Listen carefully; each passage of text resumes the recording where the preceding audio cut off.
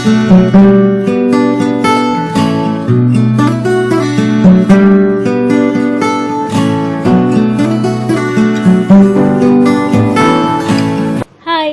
ഇന്നത്തെ എന്റെ റെസിപ്പി എന്ന് പറയുന്നത് വളരെ ടേസ്റ്റി ആയിട്ടുള്ള നീർദോശയാണ്. നമുക്ക് സാധാരണ ദോശ ഇഷ്ടമില്ലാത്തവർക്കും നീർദോശ ഇഷ്ടപ്പെടും അല്ലെ. അപ്പൊ നീർദോശയുടെ റെസിപ്പി ആയിട്ടാണ് ഞാൻ ഇന്ന് വന്നേക്കുന്നത്. അപ്പൊ ഇതെങ്ങനെ ഉണ്ടാക്കാന്ന് നമുക്കൊന്ന് നോക്കിയിട്ട് വരാം അല്ലെ. അപ്പൊ നമ്മുടെ നീർദോശ ഉണ്ടാക്കാനായിട്ട് 1/2 ഗ്ലാസ് പച്ചരി എടുക്കണം. എന്റെ ഇപ്പൊ ഉള്ളത് ബസ്മതി റൈസ് ആണ്. ഞാൻ ബസ്മതി റൈസ് ആണ് 1/2 ഗ്ലാസ് എടുത്തേക്കുന്നത്. ഇത് കണ്ടത് നന്നായിട്ട് കഴുകി വെച്ചേക്കണതാണ് കേട്ടോ. അതുകൊണ്ടാണ് നിങ്ങൾക്ക് ഇത്രയും 3/4 ഗ്ലാസ് ഉള്ള പോലെ തോന്നണത്. 1/2 ഗ്ലാസ് അരിയാണ് ഞാൻ എടുത്തിരുന്നത്. അത് നന്നായിട്ട് കഴുകിയിട്ടുണ്ട്. ഇതിനെ നമുക്ക് ഈ ബൗളിലേക്ക് ഇട്ട് കൊടുക്കാം. അപ്പൊ നമ്മൾ നന്നായിട്ട് അരി കഴുകി ഒരു ബൗളിലേക്ക് ഇട്ട് കൊടുത്തിട്ടുണ്ട്. ഇനി നമുക്ക് ഇതിലേക്ക് ഇത് ഏകദേശം മുങ്ങി നിൽക്കുന്ന രീതിയിൽ വെള്ളം ഒഴിച്ചു കൊടുക്കാം.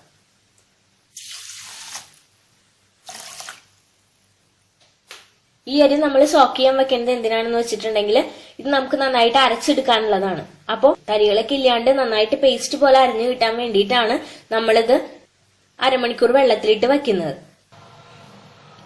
കണ്ടോ, നമ്മൾ നേരത്തെ സോക്ക് ചെയ്ത് വെച്ചിട്ടുണ്ടായിരുന്ന അരിയാണിത്. ഇത് ഞാനിപ്പോ വെള്ളം കളഞ്ഞെടുത്തിട്ടുണ്ട്. ഊറ്റിയൊന്നും എടുത്തിട്ടില്ല, ജസ്റ്റ് നമ്മള് വെള്ളം ഒന്ന് ശരിച്ച് കളഞ്ഞിട്ടേ ഉള്ളൂ. ഇനി നമുക്ക് ഈ അരി ഒരു ജാറിലേക്ക് ഇട്ട് കൊടുക്കാം. അപ്പൊ ഞാനൊരു മിക്സി ജാർ എടുത്തിട്ടുണ്ട്. ഇനി ഈ അരി ഇതിലേക്ക് ഇട്ട് കൊടുക്കാൻ പോവാണ്. കണ്ടോ, ഞാൻ അരി ഇതിലേക്ക് ഇട്ട് കൊടുത്തിട്ടുണ്ട്. ഇനി ഈ അരി നമുക്കൊന്ന് അരച്ചെടുക്കാം. ഒട്ടും തരിയില്ലാത്ത രീതിയിൽ നല്ല പേസ്റ്റ് പോലെ അരച്ചെടുക്കണം. അതുകൊണ്ടാണ് ഞാനിപ്പോ വെള്ളം ആഡ് ചെയ്യാത്തത്. ഇപ്പൊ ജസ്റ്റ് ഒന്ന് നമുക്ക് നന്നായിട്ട് അരച്ചതിന് ശേഷം കുറച്ച് വെള്ളം ആഡ് ചെയ്താൽ മതി, അല്ലെങ്കിൽ തരി തരിയായിട്ട് കിടക്കും. കണ്ടോ, ഞാനിതിപ്പോ നന്നായിട്ട് അരച്ചെടുത്തിട്ടുണ്ട്. വെള്ളമൊന്നും ഒഴിക്കാണ്ട് അരച്ചെടുത്തേക്കാണ്. ഇനി നമുക്ക് ഒരല്പം വെള്ളം ഒഴിച്ചു കൊടുക്കാം. ഒരിത്തിരി വെള്ളം മാത്രമേ ഞാൻ ഒഴിച്ചു കൊടുക്കുന്നുള്ളൂ. വെള്ളമൊക്കെ നിങ്ങളുടെ ഇഷ്ടത്തിനനുസരിച്ച് ഒരല്പം മാത്രം ഇപ്പൊ ഒഴിച്ചു കൊടുത്താൽ മതി. ലാസ്റ്റ് മാത്രം നമുക്ക് ഇതിന്റെ കൺസിസ്റ്റൻസി കറക്റ്റ് ആക്കാൻ പറ്റുള്ളൂ. അപ്പൊ ഇപ്പൊ നമുക്ക് ഏകദേശം ഒരു 1/4 ഗ്ലാസ് വെള്ളം അല്ലെങ്കിൽ 1/4 ഗ്ലാസ്സിനും താഴെ മാത്രം വെള്ളം ഒഴിച്ചു കൊടുത്താൽ മതി. ഇനി നമുക്ക് ഇത് നന്നായിട്ടൊന്ന് അരച്ചെടുക്കാം. അപ്പൊ വെള്ളം ചേർത്ത് ഞാൻ ഒന്നും കൂടെ അരച്ചെടുത്തിട്ടുണ്ട്.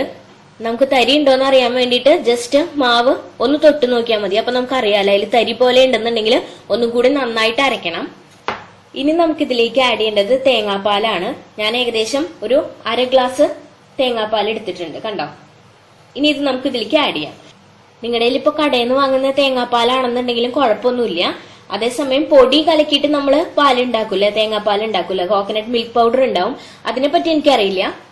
കണ്ടോ, അപ്പൊ നമ്മൾ തേങ്ങാപ്പാൽ ഒഴിച്ചിട്ടുണ്ട്. ഇനി നമുക്ക് ഇതിലേക്ക് ആഡ് ചെയ്യാനുള്ളത് കുറച്ച് ഉപ്പാണ്.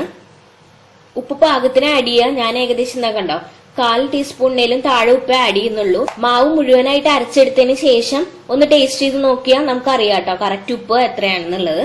അപ്പൊ ഉപ്പ് ആവശ്യമുണ്ടെന്നുണ്ടെങ്കിൽ കുറച്ചും കൂടി ഇട്ട് നന്നായിട്ടൊന്ന് മിക്സ് ചെയ്തെടുത്താൽ മതി. ഇനിയിപ്പോ നമുക്ക് ഇതൊന്നും കൂടെ ഒന്ന് മിക്സ് ചെയ്തെടുക്കാം. കണ്ടോ, ഞാൻ ഒന്നും കൂടെ അരച്ചെടുത്തിട്ടുണ്ട് നന്നായിട്ട്. ഇപ്പൊ എല്ലാം നന്നായിട്ട് മിക്സ് ആയിട്ടുണ്ട്. ഉപ്പും ഞാൻ നോക്കി, ഉപ്പും പാകത്തിനായിട്ടുണ്ട്. അങ്ങനെ നമ്മുടെ മാവ് റെഡി ആയിട്ടുണ്ട് ദോശയ്ക്ക് വേണ്ടിയിട്ടുള്ളത്. ഇനി നമുക്ക് ഇതൊരു പാത്രത്തിലേക്ക് ഒഴിച്ചു കൊടുക്കാം. ഞാനിപ്പോ ഈ മാവ് ഒരു പാത്രത്തിലേക്ക് ഒഴിച്ചു കൊടുക്കുകയാണ്.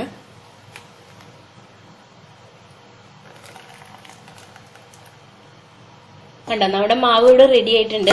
പക്ഷെ ഇതിന്റെ കൺസിസ്റ്റൻസി റെഡി ആയിട്ടില്ല. കണ്ടോ, ഇതുപോലെ പോരെ നമുക്ക് നല്ല ബട്ടർ മിൽക്ക് പോലെ, അതായത് നല്ല മോരും വെള്ളം പോലെ ഇരിക്കണം ഇതിന്റെ കൺസിസ്റ്റൻസി എന്ന് പറയുന്നത്. അപ്പൊ ഇതിലേക്ക് നമുക്ക് ഇനിയും കുറെ വെള്ളം ആഡ് ചെയ്യാനുണ്ട്. അപ്പൊ ഞാൻ ഇതിലേക്ക് എക്സ്ട്രാ ഒരു ഗ്ലാസ് വെള്ളം കൂടെ ആഡ് ചെയ്യാണ്.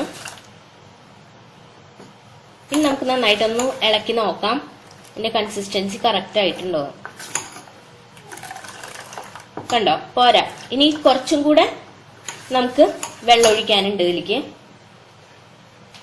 അപ്പൊ ഞാൻ അതിലേക്ക് ഇനി ഒരു 3/4 ഗ്ലാസ് വെള്ളം കൂടെ ഒഴിക്കുകയാണ്. ഇനിയിപ്പോ നമുക്ക് ഈ കൺസിസ്റ്റൻസി കറക്റ്റ് ആയിട്ടുണ്ടോന്ന് ശരിക്കും അറിയാൻ പറ്റുന്നത് ദോശ ഉണ്ടാക്കുന്ന സമയത്താണ്. അപ്പോഴും കൺസിസ്റ്റൻസി കറക്റ്റ് ആയിട്ടില്ല എന്ന് വരികയാണെന്നുണ്ടെങ്കിൽ നമുക്കൊന്നും കൂടെ ഇതിൽ വെള്ളം ഒഴിച്ചു കൊടുക്കാം.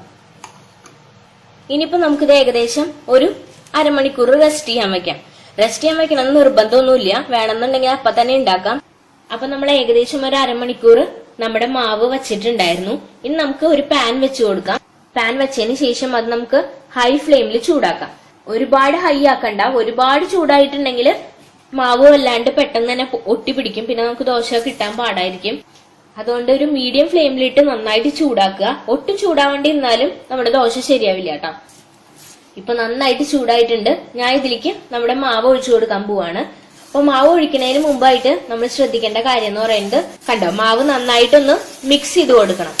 മിക്സ് ചെയ്തതിന് ശേഷം മാത്രമേ നമ്മൾ ഇതിലേക്ക് ഒഴിച്ചു കൊടുക്കാൻ പാടുള്ളൂ. അപ്പൊ ഞാൻ മാവ് ഇതിലേക്ക് ഒഴിച്ചു കൊടുക്കുകയാണ്. കണ്ടോ, ഇതുപോലെ സ്പ്രെഡ് ചെയ്ത് നമുക്ക് ഒഴിച്ചു കൊടുക്കാം.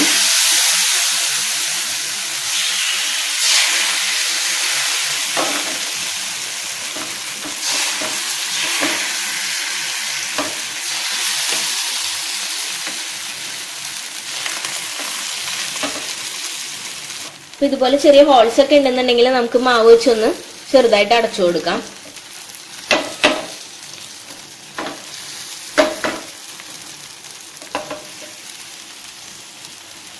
ഇനി നമുക്കിത് സിമ്മിലേക്ക് ഇടാം. സിമ്മിൽ ഇടുന്നത് എന്തിനാ വെച്ചാൽ ഉള്ളിലൊക്കെ ഒന്ന് നന്നായിട്ട് വേവാൻ വേണ്ടിയിട്ടുള്ള സമയം കിട്ടാൻ വേണ്ടിയിട്ടാണ്. അല്ലെങ്കിൽ ഇത് പെട്ടെന്ന് കരിഞ്ഞു പോകും അല്ലെ. ഇതൊന്ന് സിമ്മിൽ ഇട്ട് കൊടുക്കാം നമുക്ക്. ഇപ്പൊ നമ്മുടെ ദോശ റെഡി ആയിട്ടുണ്ട്. ഇത് കുറെ നേരം ഒന്നും ഇതില് പാനിൽ ഇട്ട് വെക്കേണ്ട ആവശ്യമില്ല. സാധാരണ നമ്മൾ ഒരു ദോശ ഉണ്ടാക്കുന്ന സമയം കൂടെ അതിന് ആവശ്യമില്ല. ഈ വക്കൊക്കെ ഒന്ന് വിട്ട് വന്നിട്ടുണ്ട് അല്ലെ. ഇതുപോലെ വിട്ട് വരാൻ തുടങ്ങിയിട്ടുണ്ടെങ്കിൽ നമുക്ക് ദോശ എടുക്കാം. അപ്പൊ അതിന് വേണ്ടിയിട്ട് ഞാനൊരു സ്പൂൺ വെച്ച് ഇങ്ങനെ എടുക്കുകയാണ്. കണ്ടോ, ഇതിപ്പോ നമുക്ക് കൈ കൊണ്ട് എടുക്കാവുന്നേ ഉള്ളൂ. ഇത് നമുക്ക് ഇങ്ങനെ ഒന്ന് മടക്കാം. ഇങ്ങനെ മടക്കിയതിന് ശേഷം വീണ്ടും നമുക്ക് തിരിച്ചിങ്ങോട്ട് മടക്കാം. അങ്ങനെ 4ആയിട്ട് നമ്മള് നമ്മുടെ ദോശേനെ മടക്കിയിട്ടുണ്ട്. കണ്ടോ, അപ്പൊ നമ്മുടെ ദോശ റെഡി ആയിട്ടുണ്ട്. നമുക്കിതൊരു പാത്രത്തിലേക്ക് മാറ്റാം. സോറി, അപ്പൊ ഞാൻ ഒരു ദോശയും കൂടി ഉണ്ടാക്കി കാണിച്ചു തരാം. അതിന് മുമ്പായിട്ട് നമുക്ക് നമ്മുടെ പാൻ ഒന്ന് നന്നായിട്ട് വൃത്തിയാക്കാം. ഇപ്പൊ ജസ്റ്റ് ഒന്ന് ഞാൻ വൈപ്പ് ചെയ്തിട്ടുണ്ട്. ഇനി നമുക്ക് വീണ്ടും നമ്മുടെ പാൻ ഹൈ ഫ്ലെയിമിലേക്ക് ഇടാം. കണ്ടോ, നമ്മുടെ പാൻ ചൂടായിട്ടുണ്ട്. ഇനി നമുക്ക് മാവ് ഒഴിച്ചു കൊടുക്കാം. നന്നായിട്ട് ഇളക്കിയതിന് ശേഷം മാവ് എടുത്ത് ഒഴിച്ചു കൊടുക്കാം.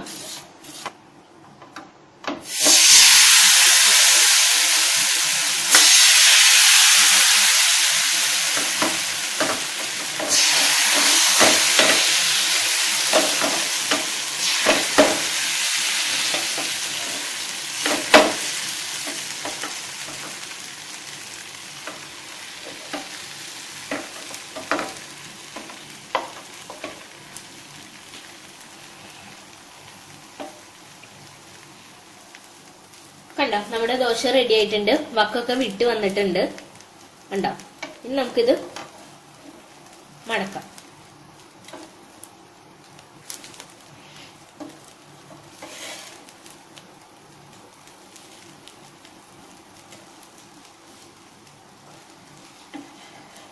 കണ്ടോ, നമ്മുടെ നീർദോശ റെഡി ആയിട്ടുണ്ട്.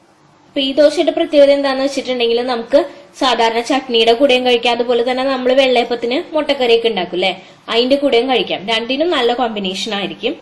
അതുകൊണ്ട് തന്നെ ഏതൊരു കറിക്കും നല്ല കോമ്പിനേഷൻ ആയിരിക്കും.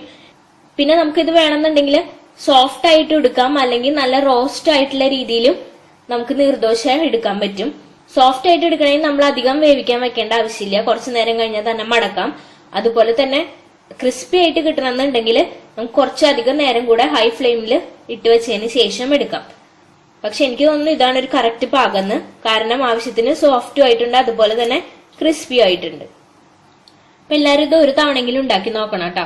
വളരെ എളുപ്പമായിട്ട് നമുക്ക് ഉണ്ടാക്കാൻ പറ്റുന്ന ഒരു റെസിപ്പിയാണ്. അതുപോലെ തന്നെ വളരെ ടേസ്റ്റിയാണ്. ദോശ ഇഷ്ടമില്ലാത്തവർക്ക് കൂടെ നീർദോശ കഴിക്കാൻ ഇഷ്ടമുണ്ടാവും. റെസിപ്പി ട്രൈ ചെയ്തതിന് ശേഷം എല്ലാവരും എനിക്ക് കമന്റ് ചെയ്യുക. അതുപോലെ തന്നെ എന്റെ വീഡിയോ ഇഷ്ടപ്പെട്ടു എന്നുണ്ടെങ്കിൽ വീഡിയോ ലൈക്ക് ചെയ്യുക. അതുപോലെ തന്നെ എന്റെ ചാനൽ സബ്സ്ക്രൈബ് ചെയ്യാൻ മറക്കരുത്. പിന്നെ ഒരു ബെൽ ബട്ടൺ ഉണ്ട് അല്ലെ, സബ്സ്ക്രൈബ് ബട്ടന്റെ തൊട്ടടുത്തായിട്ട് ഒരു ബെൽ ഷേപ്പിലുള്ള ബട്ടൺ ഉണ്ട്. ആ ബട്ടണും പ്രസ് ചെയ്യുക. അങ്ങനെയാണെന്നുണ്ടെങ്കിൽ നിങ്ങൾക്ക് നോട്ടിഫിക്കേഷൻസ് വരും. ഞാൻ ഇടാൻ പോകുന്ന പുതിയ പുതിയ റെസിപ്പീസ് ഒക്കെ നിങ്ങൾക്ക് പെട്ടെന്ന് തന്നെ കാണാനും പറ്റും. അപ്പൊ വേറൊരു ദിവസം വേറൊരു റെസിപ്പി ആയിട്ട് ഞാൻ വരുന്നതായിരിക്കും. അതുവരെ ബൈ.